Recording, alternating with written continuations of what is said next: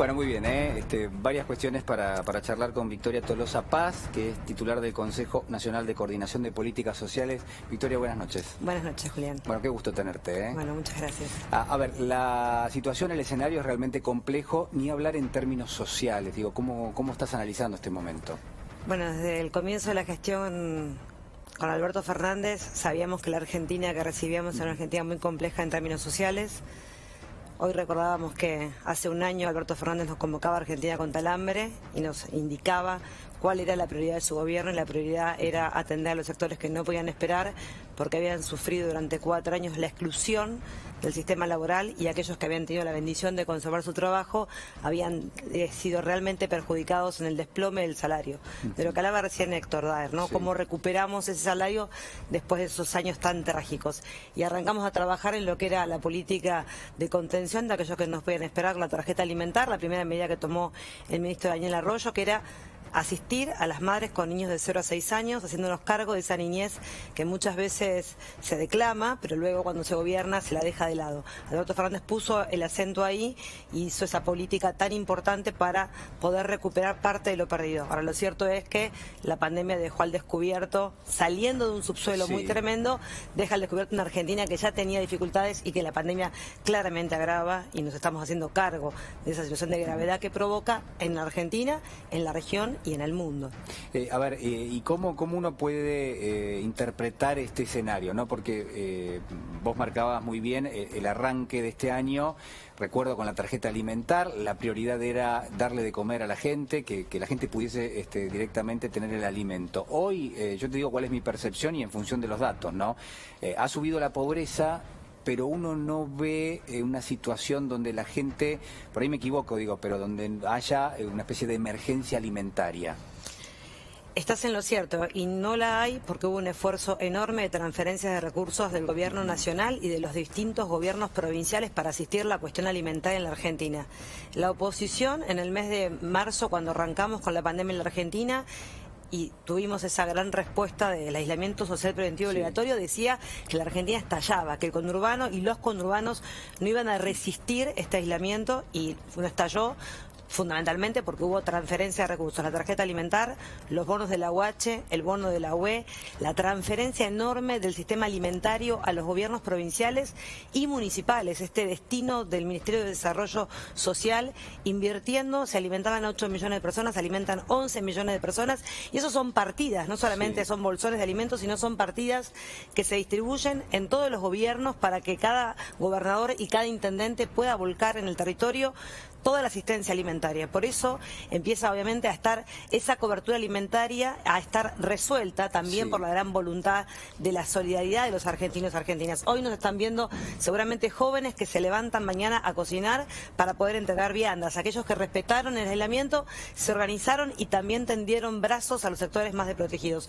Las parroquias aumentaron la asistencia alimentaria, los clubes de fútbol abrieron las puertas para poder contener la situación en los barrios. Todo ese despliegue hace que hoy no hablemos del hambre, pero claramente ese despliegue tuvo una decisión política y correcta de nuestro presidente. Ahora, no fue lo único que hicimos. Creo que recién hacíamos mención a la recuperación del salario, porque somos conscientes que la pandemia golpea a todo el mundo, pero a los países como el nuestro, que tiene un 40% de informalidad laboral, que también fue parte de la política económica de Macri, la exclusión y la destrucción de los puestos de trabajo formales y el aumento de la informalidad laboral. Ese aumento nos complica, obviamente, la situación de cómo nos golpea la pandemia, porque nosotros tenemos que buscar a sectores que ni siquiera podemos pagarles el ATP. Tenemos que construir una política pública como fue el IFE, y pudimos contener a 9 millones de personas con ese IFE. Y fue realmente una batería muy importante de asistencia.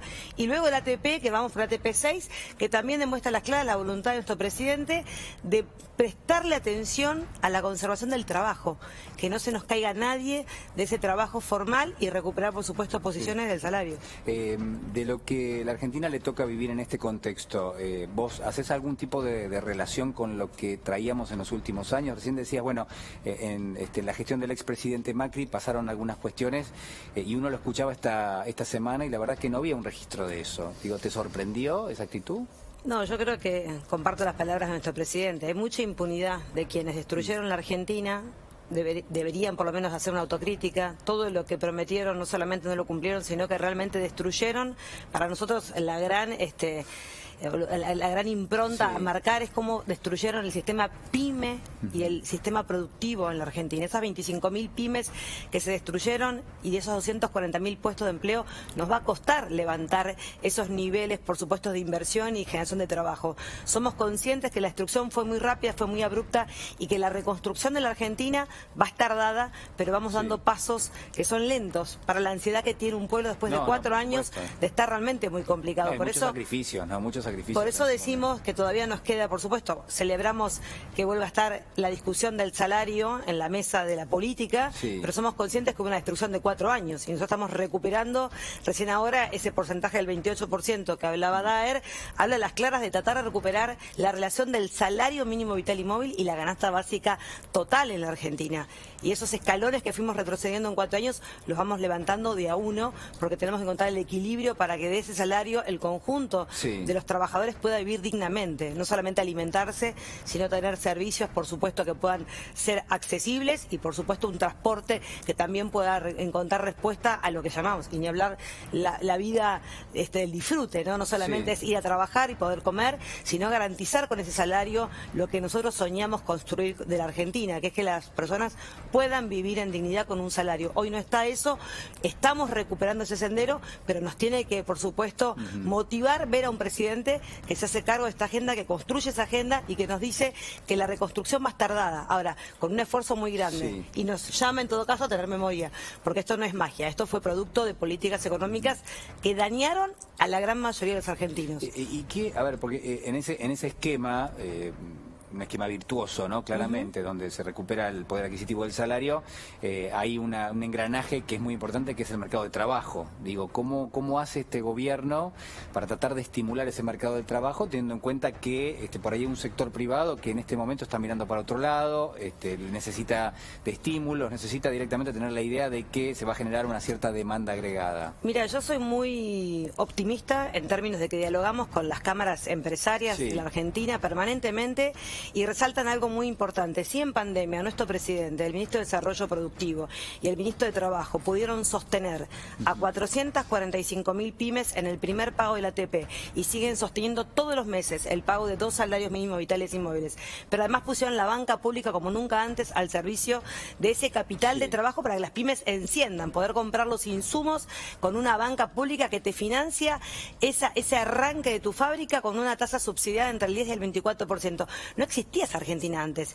y lo que estamos viendo es que eso genera una expectativa positiva, a pesar de lo que nos cuentan en la televisión algunos opositores furiosos a un proyecto de país que vuelve a recuperar la agenda de la producción y el trabajo.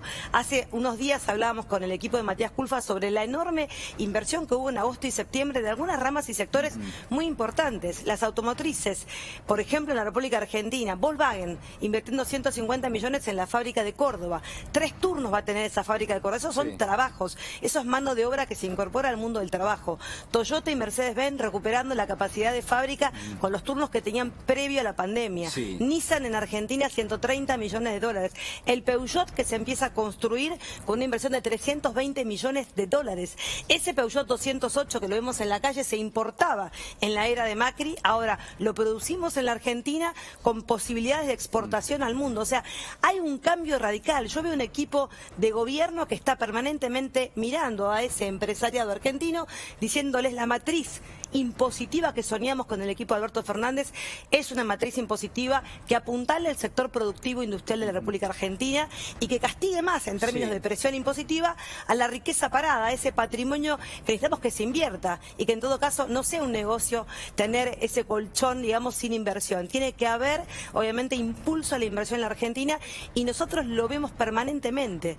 Ayer nuestro presidente estaba inaugurando otra fábrica, o sea, todos los días hay inauguraciones de hombres y mujeres que invierten a pesar del intento devaluatorio de un sector de la Argentina a los que lo llamamos permanentemente a la razonabilidad. 40.9 de pobreza tiene la Argentina, 10.5 de indigencia. No hay Argentina posible, ni siquiera para ellos, si esta Argentina se destruye. Necesitamos recuperar estas posibilidades para todas y todos, y eso es responsabilidad del gobierno. ¿Y quiénes son esos sectores, no? Porque mi sensación es, hay una agenda, esa agenda habla de inversión, habla de desarrollo, habla de crecimiento y sobre todo habla de una recuperación. Hace falta una recuperación enorme porque la pandemia pegó en el peor momento de la Argentina. Digo, ahora al mismo tiempo hay quienes están discutiendo otra cosa, hay quienes están tratando de generar una devaluación, de quedarse con, creo yo, no sé, con mayor poder en términos económicos porque están posicionados en dólares. ¿Qué pasa con eso? Hay una búsqueda, lamentablemente hay que escuchar al Papa Francisco, hay una búsqueda de esa rentabilidad, cueste lo que cueste, y por suerte la política tiene, en este caso la Argentina, un presidente que sabe perfectamente para quién trabaja él. Trabaja para todos los argentinos, pero claramente tiene que haber una garantía de que, por supuesto, la devaluación produce el empobrecimiento de los hombres y mujeres que viven de su trabajo. Entonces yo creo que ahí es donde la posición de nuestro presidente toma un valor supremo, nuevamente, porque pone las prioridades bien claras. Al sector agroexportador de la Argentina les dice, este es el dólar oficial de 82.7 y nosotros necesitamos sostenerlo para que esa reactivación económica se dé con un dólar competitivo que genere posibilidades de inversión y de trabajo.